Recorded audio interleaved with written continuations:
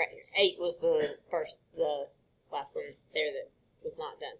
So, if we are, this is an example of a type of problem that you're going to see on the quiz for this part. We will have a quiz, not tomorrow, we'll have Thursday, and it will have the absolute value graphs, it'll have piecewise graphs, and then it's going to have function operations, which we'll look at the end of class today. So this is an example of something you might see. And if we are looking at this graph, it's an absolute value equation. It is upside down, right? So the upside down means that it needs to have a negative in front of our absolute value bars. There is one of these that does not have that, and we could throw the answer choice out. Which one would that be? D. So I'm going to throw out D because D would be an absolute value that still opens upward. So normally absolute value would have a vertex right there at 0, 0. But this one's been flipped upside down, and then it gets shifted. So that vertex ends up right here, which if I mark right here, means that it goes to the left 1, and it's going to go up 1, 2, 3. Right, so left 1, up 3. Let's think about the left 1 first. What's that going to look like on our graph, on our equation? It's got a positive for that. It's opposite sign on the inside. So left is like our negative direction for that. But for anything on the inside of the bars, it's backwards. So it's got to be either B or C. So we'll take this one out because that would move to the right one. And it's going to be the C because it has the 3. B would not be shifted up at all.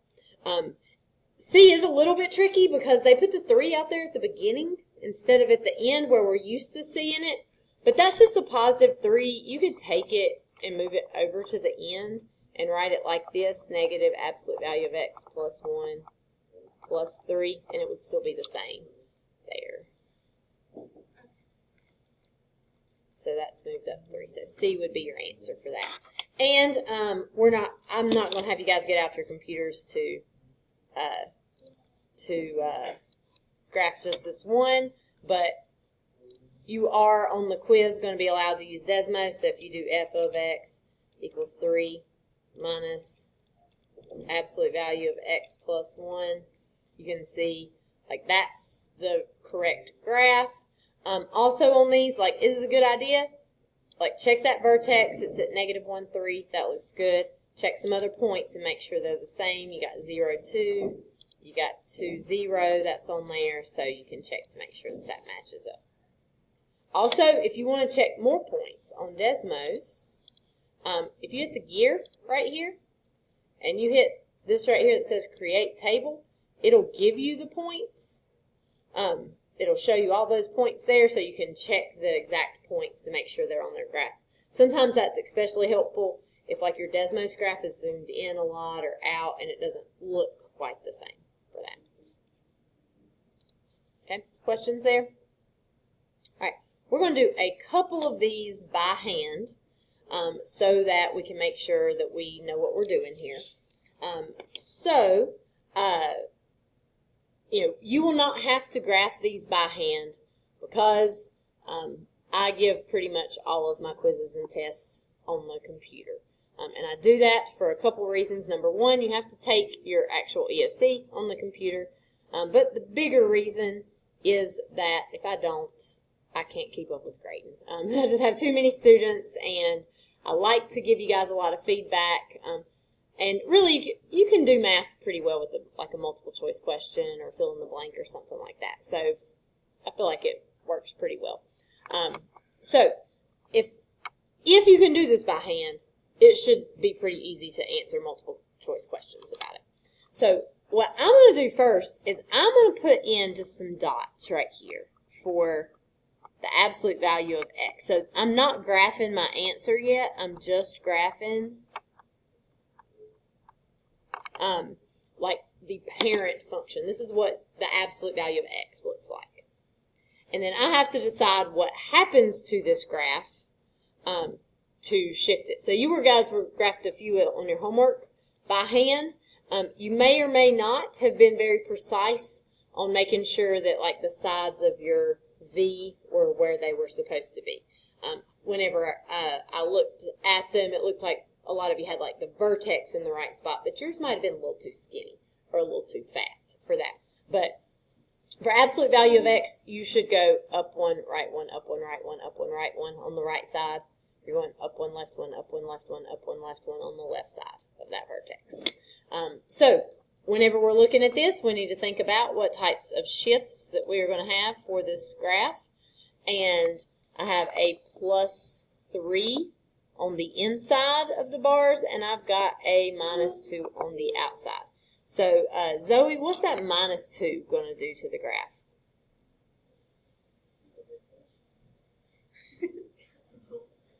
Okay, what do you think, Gracie? Yes, I agree. What direction?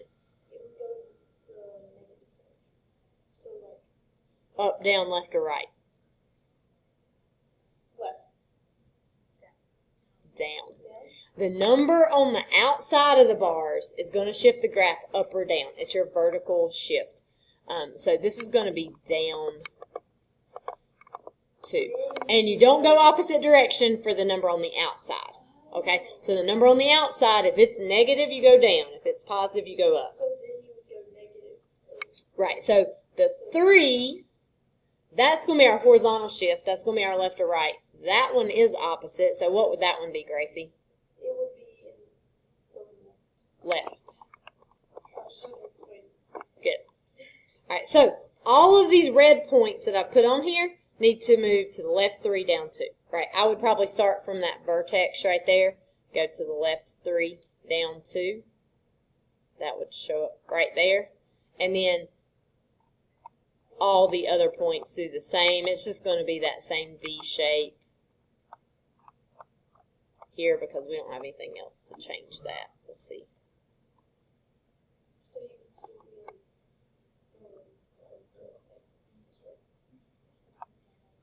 Yeah.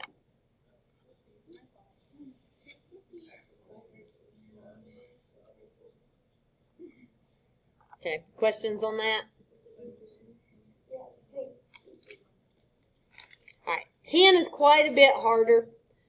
Because 10 has a vertical expansion. It's going to get like stretched out here. So let's start by doing what we did on the other one. Let's just start with the red dots for the parent graph. So for absolute value graphs, this is what we're starting with every time.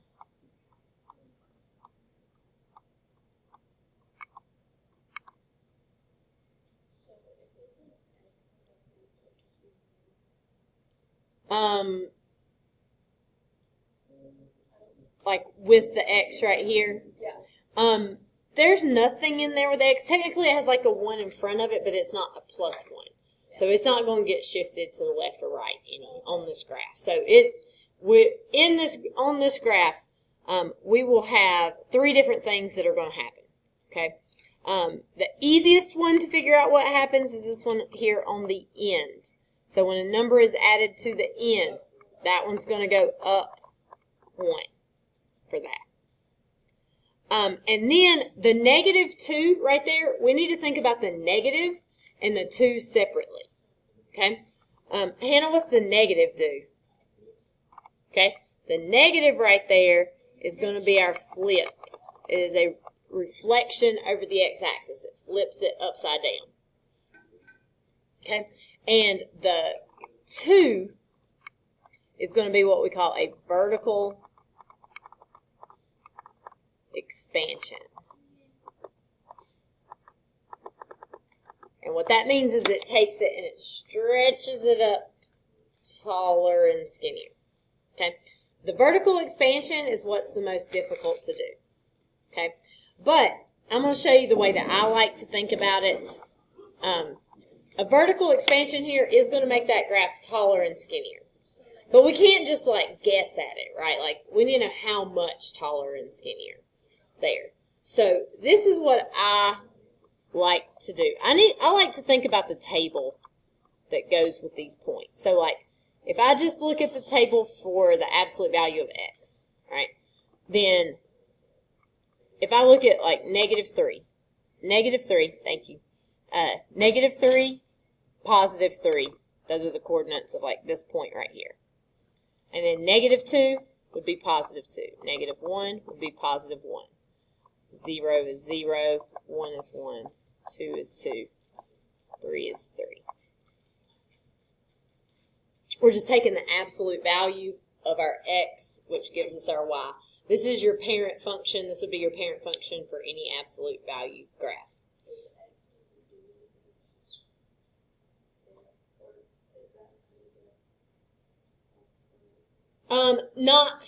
The x just tells you what type of function that you've got. So if that x is inside of those absolute value bars, that tells you you're starting from this V shape right here. So a vertical expansion, you need to do it.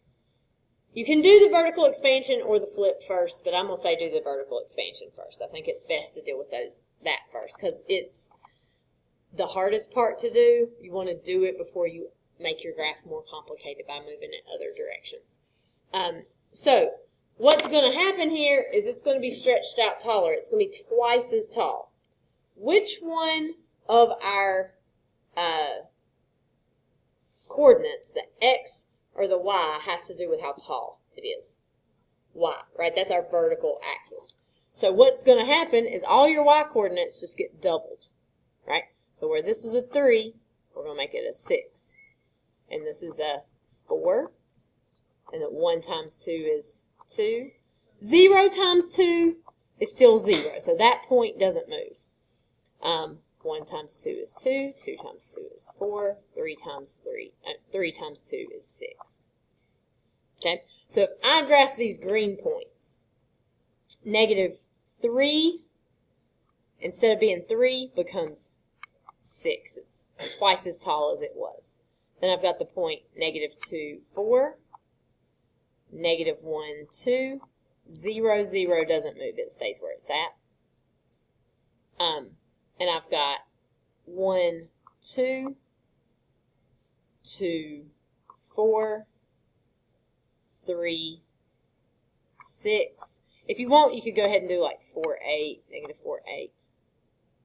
There. So my green dots, that's my vertical expansion. See how that new graph is like steeper, taller, and skinnier than the one that we started with. The others, I think, are very much more easy to just do by looking at them, right? So now that I have those green dots, I've taken care of my vertical expansion. Now I need to flip the graph upside down. So all my green dots just get flipped over the x-axis. So I'm going to do these in blue here.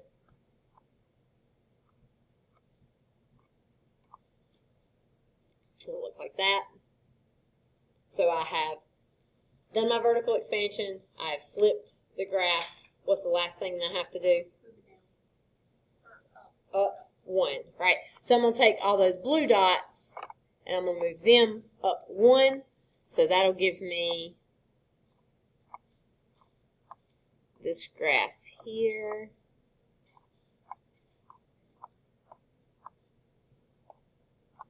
And that will be my final answer. So I'm going to draw the line in on this one.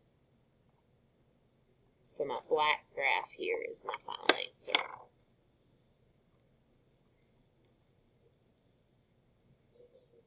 Now, the good news is like you're not going to have to graph this by hand, so you don't have to be able to do all of that without having some options. But I do want to look at this. So if I type in f of x equals -2 absolute value of x plus 1, if I type that in, if I zoom in a little bit, I can kind of see, oh yeah, that looks about right. But most of everything you're going to get is going to be multiple choice. Let me call it g of x equals negative absolute value of x plus 1. So let's pretend that this is multiple choice. Let's pretend you've got a graph that looks like this one right here. Does it look pretty close to right? It's upside down, it's got the vertex in the right place. If you don't pay close attention, you're going to choose this answer choice as the right answer choice. It is not the right answer choice because it's too wide, right? But if you're not paying close attention, you're not going to get that right. So be very careful when looking at the graphs here, especially when you see you got that 2 right there. You should see a graph that's a little less wide. You can always look at exact points. So like if you hit that wrench right there, make tables for that. Like that'll give you these points. See if those are the same as the points over here. Like that point right there is at 2, -1. 2, -1 is right here. It's not on that graph, so it's not correct for that. So you can go point by point for those if you need to. Okay, questions here? All right, so what we're going to do right now is we are going to take a back action on this. So graphically, these are going to be your quickest problems to do. Okay, f of -3. That's telling me my x coordinate is -3. What is the y coordinate that goes with it? So if I look at this graph, -3 is right here. Should I look at this point right here or the one down here? The bottom one, right? Because it's the closed circle. And then what is the answer going to be? It's not -4. It just might be hard to see though because it's pretty small. Let me zoom in a little bit. Okay, it's the y coordinate that goes with that point, which would be -6. So you type in -6. And we got it right. I do want to see if I can find one.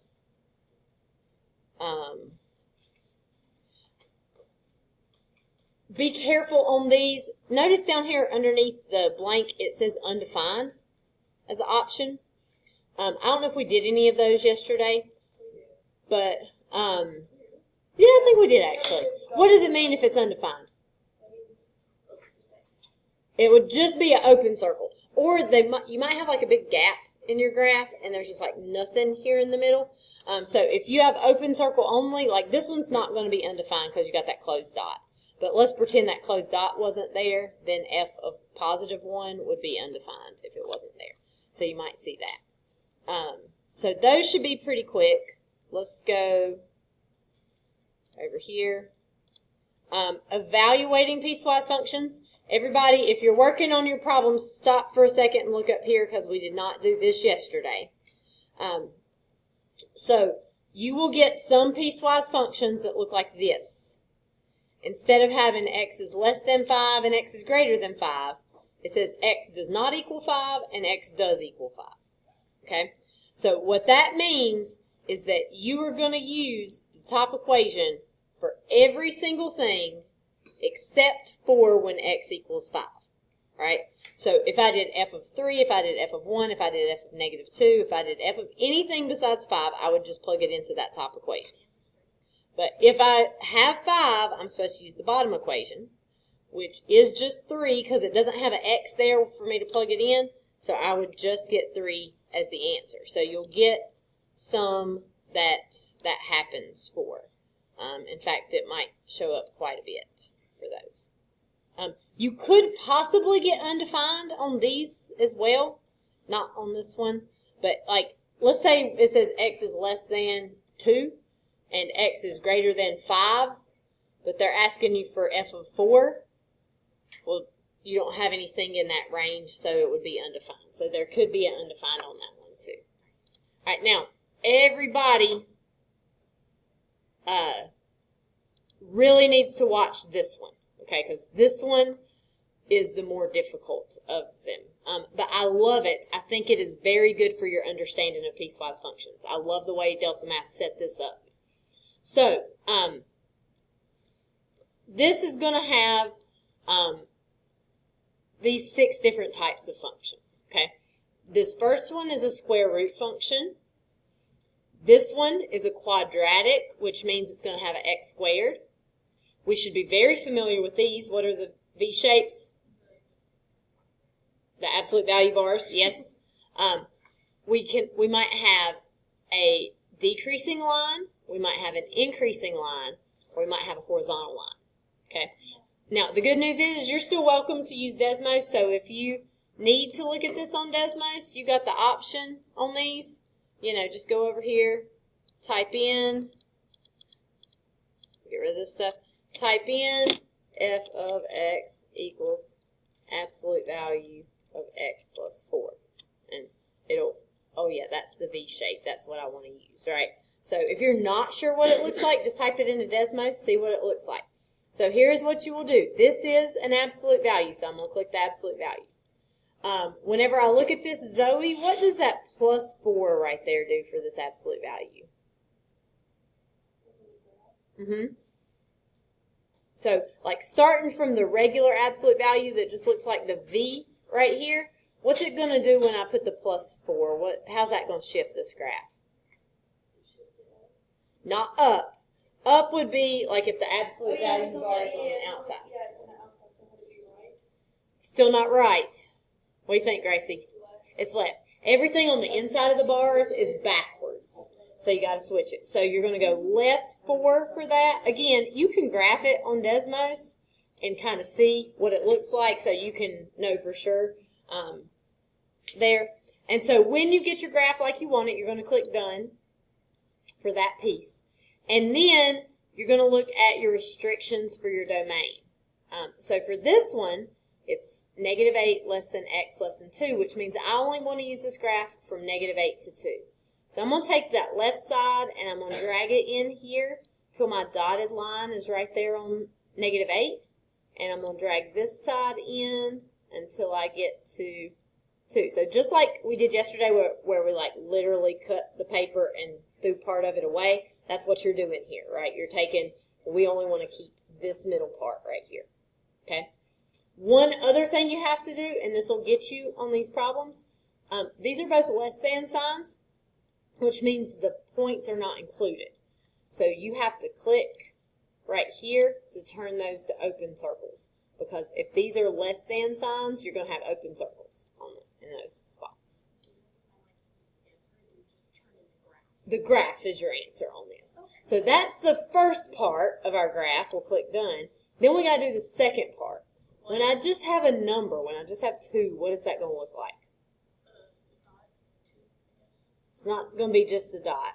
I mean, it would be a dot if it was like x equals 5 or something here. It's going to be the horizontal line. Okay? This is the one that it won't really graph it on Desmos unless you make sure, like it won't graph it if you just put 2.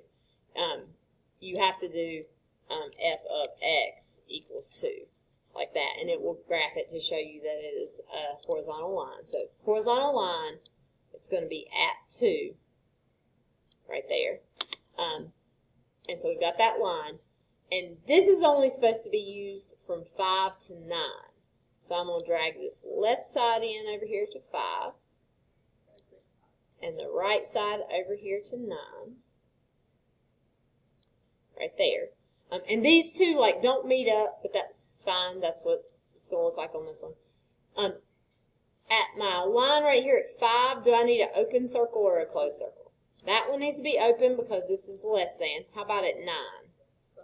That is closed because this is a or equal to. Yeah. And so that splits off our pieces of our graph that we're looking for. And then we would tell it finished and submit answer, and hopefully we got it right for that. So that's how Delta Math works for this. I think it's really helpful in picturing what's happening with the piecewise function. It's also good practice for shifting things up, down, left, right, all those things. So, we're going to spend about 15-20 minutes working on this. You guys work. I'll be around to help if you need help. And then at the end of class, we're going to pick. Well, it's a scam. She doesn't even think of it. No, that